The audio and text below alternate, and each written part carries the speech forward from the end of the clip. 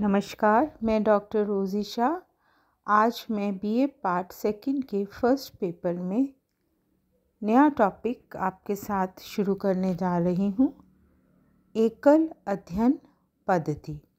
एकल अध्ययन पद्धति को वैयक्तिक अध्ययन और अंग्रेज़ी में केस स्टडी कहते हैं और इन तीनों शब्दों का प्रयोग मैं इस अपने व्याख्यान में कर सकती हूँ। तो कृपया ध्यान दीजिएगा कि इसे हम एकल अध्ययन पद्धति, वैयक्तिक अध्ययन पद्धति और केस स्टडी अंग्रेजी में कहते हैं। एकल अध्ययन पद्धति का अर्थ एवं परिभाषा।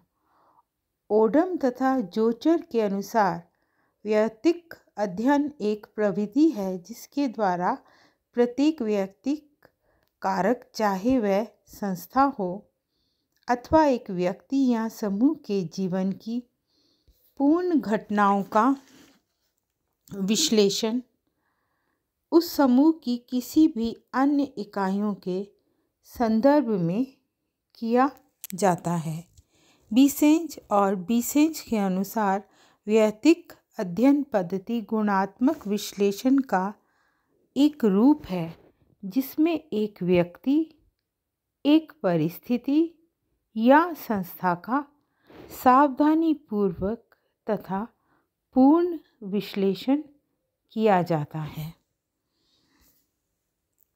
श्रीमती पी.वी. यंग के अनुसार वैयक्तिक अध्ययन पद्धति किसी एक सामाजिक इकाई, चाहे वह व्यक्ति, एक परिवार, एक संस्था, एक सांस्कृतिक समूह अथवा संपूर्ण समुदाय क्यों न हो, के जीवन की खोज तथा विश्लेषण की पद्धति है। संक्षेप में, एकल अध्ययन पद्धति के अंतर्गत किसी एक सामाजिक इकाई से संबंधित सभी पक्षों का व्यापक रूप में तथा गहन अध्ययन किया जाता है। अध्ययन की जाने वाली ये सामाजिक इकाई कोई भी व्यक्ति, समूह, संस्था, समुदाय, जाति, राष्ट्र, सांस्कृतिक क्षेत्र अथवा इतिहास का एक युग भी हो सकता है। चलिए अब हम जानेंगे एकल अध्ययन पद्धति की विशेषताओं को। इन्हें मैं आपको एक एक करके बताऊंगी। अध्ययन की एक विशिष्ट इकाई। एकल अध्ययन पद्धति में अनुसंधानकर्ता किसी एक विशिष्ट इकाई का अध्ययन करता है और ये इकाई कोई व्यक्ति, समूह, संस्था, परिवार, जाति, उपजाति, समुदाय अथवा कोई एक विशिष्ट समस्या अथवा इतिहास का कोई एक युग भी हो सकता है। इस संदर्भ में एक बात बहुत महत्वपूर्ण है कि अध्ययन की जाने वाली इकाई छोटी होने पर उसका अध्ययन गहन एवं सुविधापूर्वक किया जा सकता है। दूसरी विशेषता केस स्टडी की है गहन अध्ययन। इस पद्धति के अंतर्गत इकाई के बारे में सूक्ष्म गहन जानकारी प्राप्त की जाती है। संबंधित इकाई का उसके भूतकाल से लेकर वर्तमान तक का कालक्रम में अध्ययन किया जाता है। ऐसे अध्ययनों में इकाई का ऐतिहासिक अध्ययन होने के कारण समय भी लगता है और धन और श्रम भी लगता है। गहन अध्ययन के लिए समस्या के सभी पक्षों एवं घटनाओं का संबंध ज्ञात किया जाता है। संपूर्ण अध्ययन। इस पद्धति में किसी इकाई अथवा घटना के किसी एक पक्ष का नहीं बल्कि उसके सभी पहलुओं का अध्ययन किया जाता है। इसमें इकाई के समस्त जीवन का ही अध्ययन किया जाता है और उसी पर अध्ययन केंद्रित होता है। इसमें व्यक्ति या संस्था के सामाजिक, राजनीतिक, आर्थिक, धार्मिक, मनोवैज्ञानिक, भौगोलिक, सांस्कृतिक, दार्शनिक आदि सभी पक्षों का अध्ययन किया जाता है। गुणात्मक अध्ययन। इस विधि के द्वारा गुणात्मक तथ्यों का अध्ययन किया जाता है, ना कि संख्यात्मक तथ्यों का। दूसरे शब्दों में कहें तो इकाई के बारे में आंकड़ों और संख्या पर कोई ध्यान नहीं दिया जाता। निष्कर्ष भी संख्याओं में प्रकट नहीं किए जाते। इसमें इकाई का जीवन इतिहास और वर्णनात्मक उल्लेख तैयार किया जाता है। इसमें व्यक्ति के जीवन की घटना, प्रेरक तत्वों, आशाओं एवं आकांक्षाओं आदि का अध्ययन किया जाता है, जिन्हें संख्याओं में प्रकट नहीं किया जा सकता। कारकों का अध्ययन, ये अगली विशेषता है। व्यक्तिक अध्ययन पद्धति में किसी इकाई या समस्या को प्रभावित करने वाले कारकों एवं परिस्थितियों का पता लगाया जाता है। किसी ऐतिहासिक घटना के घटित होने के पीछे कौन कौन से कारण उत्तरदायी रहे हैं, इसकी जानकारी प्राप्त की जाती है। उन तथ्यों को ज्ञात किया जाता है। व्यक्ति के जीवन को एक विशिष्ट मोड़ देने में कौन से कारक प्रेरणादायक रहे हैं, उसका पता लगाया जाता है, और यही इस विधि की प्रमुख विशेषता है। संपूर्ण पद्धतियों का प्रयोग। इस अध्ययन विधि में संपूर्ण अध्ययन पद्धतियों का सहारा लिया जाता है, जिससे कि अध्ययन में गहनता आती है तथा अनुसंधानकर्ता की कुशलता में वृद्धि होती है। व्यक्तिक अध्ययन पद्धति की आधारभूत मान्यताएं। अब हम वे मान्यताएं समझेंगे जो एकल अध्ययन पद्धति की हैं। विशेष अध्ययनों के आधार पर जो सामान्य निष्कर्ष निकाले जाते हैं।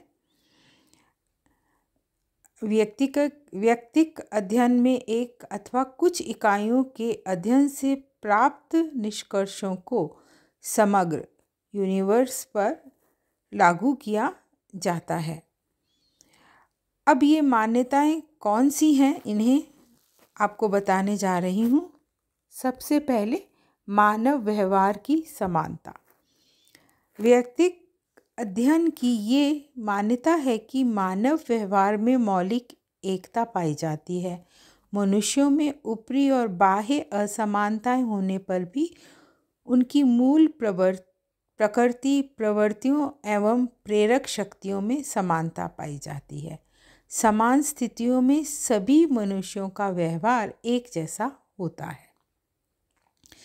ये एकल अध्ययन पद्धति की मान्यता है। उद्विकासवादियों की भी मान्यता है कि मानव जाति में मानसिक समानताएं पाई जाती हैं। इसी आधार पर एकल अध्ययन द्वारा निकाले गए निष्कर्ष सभी पर लागू किए जाते हैं। सामाजिक घटनाओं की जटिलता। सामाजिक जीवन की घटनाएं जटिल होती हैं और मानव के परिवर्तनशील स्वभाव के कारण उन्हें समझना मुश्किल है।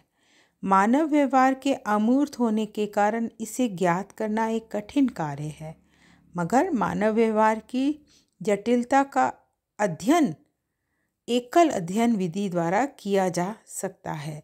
इस दृष्टि से ये एक बहुत ही महत्वपूर्ण प्रविधि है। समय तत्व का प्रभाव।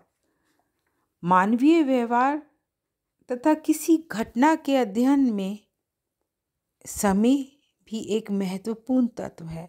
समाज में जो कुछ भी आज घटित हो रहा है वह भूतकाल की अनेक घटनाओं एवं प्रभावों का प्रतिफल है। किसी भी घटना या परिस्थिति के पीछे अतीत या इतिहास अवश्य होता है।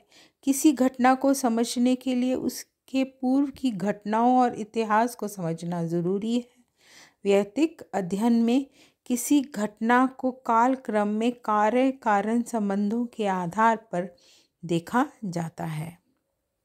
जिस उदाहरण बताती हूँ इसका आपको, जैसे किसी व्यक्ति के अपराधी, डाकू, नेता, अभिनेता, सामाजिक कार्यकर्ता आदि बनने में समय समय पर किन कारकों का प्रभाव पड़ा है, इसे ज्ञात किया जाता है। परिस्थितियों की पुनरावृत्ति। मानव व्यवहार परिस्थितियों से प्रभावित होता है। एक ही परिस्थिति बार बार घटित होती है और एक इकाई के संपूर्ण अध्ययन द्वारा ये ज्ञात किया जाता है कि मनुष्य एक ही परिस्थिति में किस प्रकार का व्यवहार करता है। एक ही परिस्थिति अन्य लोगों के जीवन में भी बार बार आ सकती है। उसके प्रभाव का अनुमान एक ही इकाई का सूक्ष्म एवं गहन अध्ययन करके लगाया जा सकता है। संपूर्ण अध्ययन।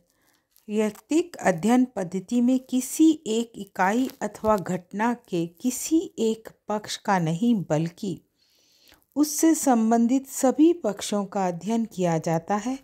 ऐसे अध्ययन में समय अधिक लगता है, किंतु जीवन की संपूर्णता में ही वास्तविक अध्ययन संभव हो पाता है।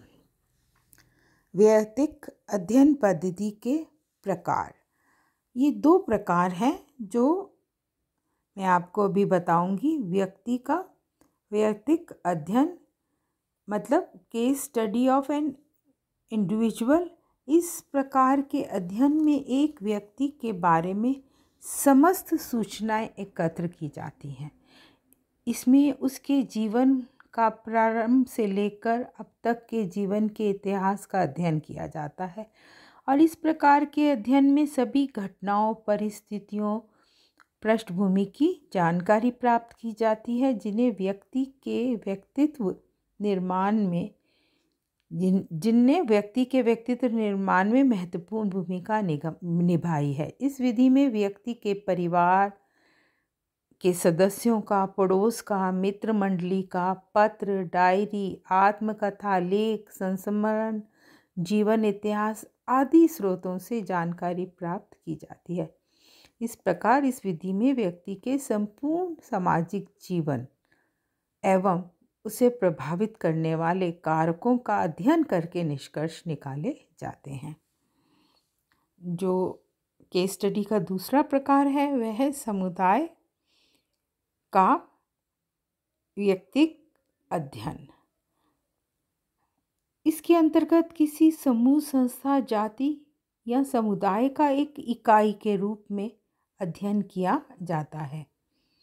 श्रीमती यंग का मत है कि एकल अध्ययन में संपूर्ण समुदाय की खोज की जाती है। इस प्रकार के अध्ययन में बौद्धिक कुशलता, अनुभव की आवश्यकता होती है। एक समुदाय का व्यक्तिक अध्ययन उसकी आंतरिक स्थिति का पूर्ण रूप से अध्ययन हेतु सामग्री संकलन की व्यवस्थित पद्धति है और इसके लिए उन्हीं साधनों का प्रयोग किया जाता है जो साधन एक व्यक्ति के व्यक्तिक अध्ययन के लिए प्रयुक्त किए जाते हैं। एकल अध्ययन पद्धति के यंत्र एवं प्रविधियाँ। प्रविधियाँ। अब हम उन प्रविधियों को जानेंगे जो कि एकल अध्ययन पद्धति की हैं। इसके अंतर्गत मैं आपको बताने जा रही हूँ डायरी, पत्र, जीवन इतिहास और प्रलेख। डायरी। मैं आपको थोड़ा सा इस संबंध में ये बताना चाहूँगी कि एकल अध्ययन पद्धति के द्वारा किसी एक सामाजिक इकाई का गहन सूक्ष्म अध्ययन किया जाता है, जैसा कि मैंने आपको अभी बताया, और इसके लिए सूचनाओं के एकत्र करने हेतु अनेक यंत्रों और प्रविधियों का प्रयोग किया जाता है। और वो प्रविधियां हैं डायरी, पत्र, जीवन इतिहास और प्रलेख। डायरी। कई व्यक्तियों को अपने जीवन की दैनिक घटनाओं को डायरी में लिखने की आदत होती है। डायरी में हमें लोगों के जीवन की गोपनीय बातों की भी जानकारी मिलती है। साथ ही व्यक्ति के जीवन की महत्वपूर्ण घटनाओं का कालक्रम के अनुसार व्याख्या या विवेचना भी प्राप्त होती है। डायरी में हमें प्रमुख घटनाओं का वर्णन, आय व्यय के आंकड़े, महत्वपूर्ण पते एवं विभिन्न विषयों पर व्यक्ति के अपने व्यक्तिगत विचार आदि ज्ञात होते हैं और ये व्यक्ति के व्यक्तिगत अनुभवों को भी प्रकट करते हैं। साथ ही व्यक्ति के सामाजिक संपर्कों का भी ब्यौरा डायरी से मिलता है। डायरी द्वारा ये जानकारी भी प्राप्त होती है कि हम साक्षात्कार या इंटरव्यू एवं अन्य विधियों द्वारा ज्ञात नहीं कर सकते। यानी डायरी से जो हमें जानकारियाँ प्राप्त होती हैं उसे हम अन्य प्रविधियों द्वारा उन जानकारियों को प्राप्त नहीं कर सकते। इस प्रकार डायरियाँ व्यक्ति के जीवन की वास्तविक तथ्यों को उजागर करती हैं और व्यक्ति की मनोवृत्तियों, संकल्पों, विफलताओं, गोपनीय तथ्यों, भावनाओं आदि की जानकारी डायरी द्वारा प्राप्त होती है। पत्रों के माध्यम से व्यक्ति अपनी भावनाओं, विचारों का आदान प्रदान करता है। पत्र कई बार व्यक्ति के एक विषय पर उसके दृष्टिकोण का चित्रण भी करते हैं। पत्रों के माध्यम से एक व्यक्ति दूसरे व्यक्ति के साथ क्या संबंध है इसकी जानकारी भी होती है। पत्रों के अंतर्गत व्यक्ति के जीवन की जो आंतरिक सामग्री भी उपलब्ध होती है, जो कुछ निश्चित तथ्यों पर प्रकाश डालती है। पत्रों में जीवन की कुछ वास्तविक घटनाएं भी लिखी होती हैं और इसके बहुत से उदाहरण हैं जिसमें पत्रों के माध्यम से ये जानकारियाँ प्राप्त हुई हैं। पत्रों के माध्यम से हम व्यक्ति के मनोभावों, मित्रता, शत्रुता, प्रेम, घृणा, आशा, निराशा, जीवन मूल्य, तनाव, विश्वास, महत्वाकांक्षाओं आदि को ज्ञात कर सकते हैं। इसी संदर्भ में मैं बताना चाह रही हूँ, महापुरुषों के पत्र उनकी मृत्यु के पश्चात भी म्यूजियम में उपलब्ध होते हैं। यदि हम व्यक्ति के जीवन के बारे में वास्तविक एवं महत्वपूर्ण अनुभवों एवं विचारों को जानना चाहते हैं तो उनके द्वारा लिखे हुए पत्र एक महत्वपूर्ण साधन है। जीवन इतिहास वैयक्तिक अध्ययन में सर्वाधिक महत्वपूर्ण सूचना का स्रोत जीवन इतिहास है। इसके अंतर्गत जीवन से संबंधित लिखित तथ्य होते हैं जिसमें घटनाओं की श्रृंखला, उनका समूहों तथा सांस्कृतिक मूल्यों के साथ संबंध ज्ञात होता है।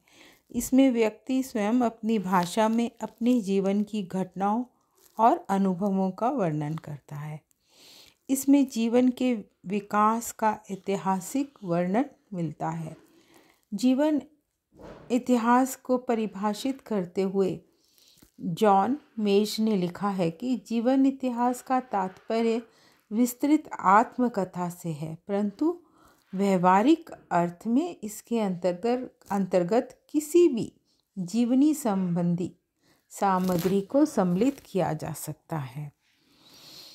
अब ये जो जीवन इतिहास है इसके अंतर्गत पारिवारिक पृष्ठभूमि, वे पारिवारिक दशाएं और घटनाएं जिन्होंने व्यक्ति के जीवन को प्रभावित किया, परिवर्तित किया, परिस्थितियों के प्रति व्यक्ति की प्रतिक्रिया का विश्लेषण, जीवन की महत्वपूर्ण घटनाएं जिसमें व्यक्ति को प्रेरणा एवं प्रोत्साहित किया है अथवा व्यक्ति के जीवन में निराशा उत्पन्न की है, उसके जीवन के संपूर्ण अनुभव, प्रभावशाली व्यक्ति जो उसके जीवन में रहा है उसके बारे में जानकारी, व्यक्ति की मनोवृत्तियाँ तथा आशाएं, तत्कालीन परिस्थिति के अनुसार भविष्य के प्रति व्यक्ति की जो धारणा है, इन सब की जानकारी या तथ्य प्राप्त होते हैं।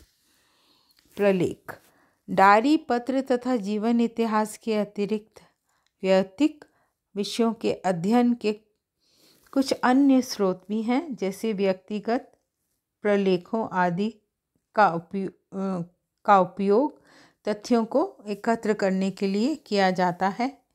इसमें आत्मकथाएं, स्कूल व कॉलेज के रिकॉर्ड, वंशावली, पुस्तकों, पत्रिकाओं, सरकारी तथा गैर सरकारी विज्ञप्तियों, भूत एवं वर्तमान से संबंधित अनुसंधान प्रतिवेदनों आदि को सम्मिलित किया जा सकता है। व्यक्तिगत प्रलेखों के अतिरिक्त कुछ अन्य स्रोतों से भी वैयक्तिक अध्ययन विषय में जानकारी प्राप्त की जाती है। ये स्रोत द्वैतिक स्रोत कहलाते हैं। इनके अंतर्गत सरकारी रिकॉर्ड, पुलिस तथा न्यायालय के रिकॉर्ड, जनगणना रिकॉर्ड, बीमा कार्ड, आयकर रिकॉर्ड, प्रकाशित साहित्य, मित्रों एवं संबंधियों से साक्षात्कार एवं अवलोकन आदि को सम्मिलित किया जा सकता है। इसके अतिरिक्त संस्मरण, केस से संबंधित वंशावली, फोटोग्राफ, एल्बम, चार्ट, नक्शे, प्रमाण पत्र, समाचार पत्र में छपी खबरें आदि भी व्यक्ति के बारे में महत्वपूर्ण सूचना का स्रोत हैं। Thank you.